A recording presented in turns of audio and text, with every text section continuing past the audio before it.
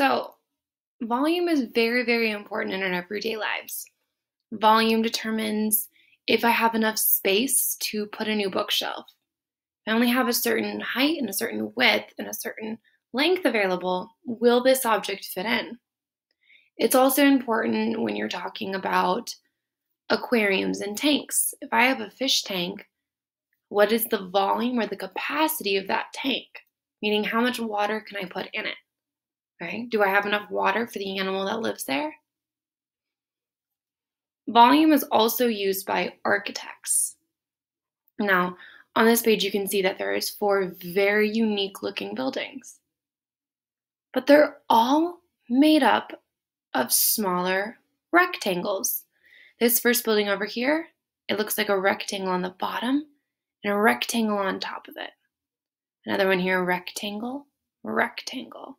These are unique rectangles all put together at different angles, as well as this one. Now, architects use volume all the time.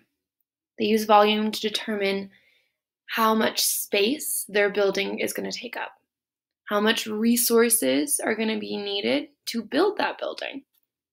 If my building requires a volume of, I don't know how big buildings are, 734 cubic feet, do I have enough materials to build that?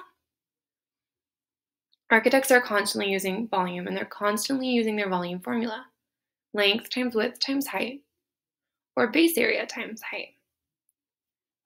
But in certain instances, we can't just do one formula, because these shapes are what we call irregular, meaning they're composed of smaller rectangles and rectangular prisms and are not uniform or right on top of each other like our school is.